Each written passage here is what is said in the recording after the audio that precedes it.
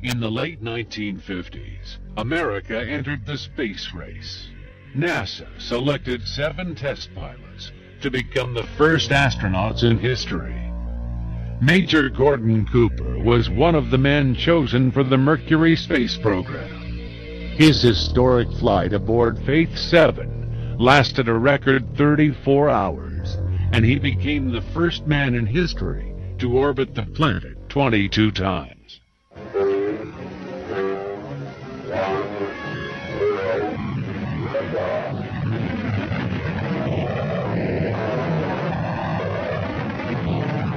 Astronaut Gordon Cooper returned to Earth as a true American hero.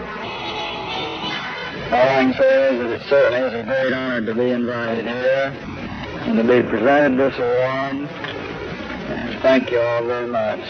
Today, Gordon Cooper looks back at his historic spaceflight. It's very impressive out there and very awe-inspiring. And when you look out here at this big universe that God has created for us, it makes you feel about that tall. It's very humbler, but it's very impressive and very awe-inspiring to look back on Earth from space. Before Gordon Cooper entered the space program, he had his own encounter with a different type of space traveler. While flying over Central Europe, his fighter squadron came upon a formation of UFOs. There were a number of extraterrestrial vehicles out there cruising around, flying the same kind of formation we fly in our fighters. They didn't have wings, they were saucer-shaped, and we never could get as high or as fast as they were, so to really positively identify them, but they were metallic-looking and saucer in shape, and they could do a few maneuvers that we couldn't do in an airplane, like just horizontally displace themselves rapidly, just flying along, just move over rapidly. Gordon Cooper's UFO sighting wasn't his only close encounter. In 1958, he was working as a project manager at Edwards Air Force Base in California. I had a film crew working for me on a project I was doing to put a precision landing system in on the edge of the dry lake bed. And they were filming various stages of the installation. And a small saucer apparently flew overhead and put down some landing gear and landed out on the dry lake bed, only about 50 yards out.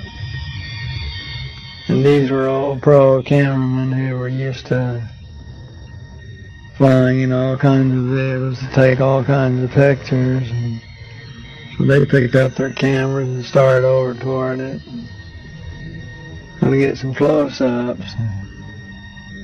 And with that, it lifted up, put the gear back in, and at a very high rate of speed disappeared. So they came in to tell me what had happened. I told them to get over to the lab and develop the film immediately. And I would go and look in the book, regulation book, and see what you're supposed to do, who you have to call to report these kind of incidents, which I did. And by the time they got back with the film, there was a higher and higher and higher ranked man preceding the last one, assuring me that I had to get those negatives into a pouch, that they had made arrangements already to get our commanding general's airplane reserved and take the films to Washington. In an effort to organize open investigations of UFO sightings, Gordon Cooper wrote a letter to the United Nations in 1976, appealing for assistance. His letter stated, "These are extraterrestrial vehicles visiting from other planets." And it was presented to the council and certainly made a lot of people aware of a number of things that perhaps they had not been aware of before, so maybe it opened a few eyes. Today, at age 76, Gordon Cooper reflects upon his experiences. this universe is limitless and tremendous big universe, and we're kind of vain to think that we're the only ones that exist here. I think we'll find that there are probably hundreds of other planets that are habitated, and that there are all levels of civilization. Some maybe at the same level we are, others that may be thousands and millions of years ahead of us. For him, it began in 1951 while flying in Europe for the U.S. Air Force. There, Cooper and other pilots witnessed an incident that has never been officially explained. A vast armada of UFOs flying in formation at extremely high altitudes. Recently, Yolanda Gaskin spoke with Gordon Cooper. In this exclusive interview, Colonel Cooper spoke for the first time on television about his encounters with UFOs. I read about this incident you had in 1951, and you said you saw literally hundreds of unidentifiable flying objects. Yes, they were flying quite high. How high we couldn't tell because we couldn't get anywhere near their altitude. But they were either very large crafts way up or smaller crafts still well above what we could get to. For a day and a half, all of this happened. But then no one wanted to talk about it.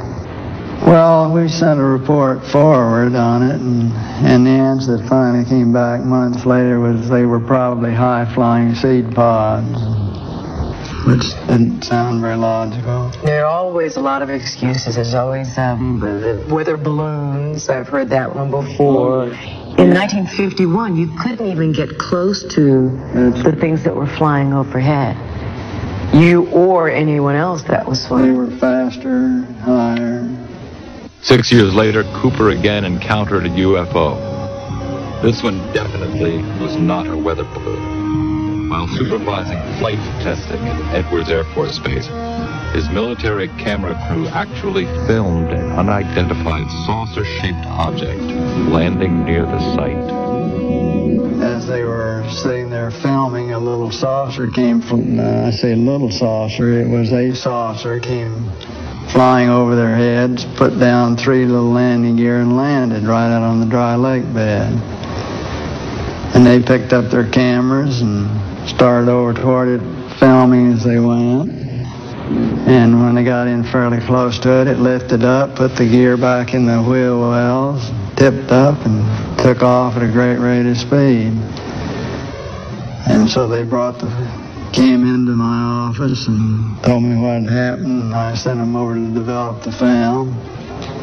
And then had to go through all the proper regulations of reporting this, and we wound up having to send the film forward to Washington in the base jet airplane, and I don't know whether anyone's ever seen it since.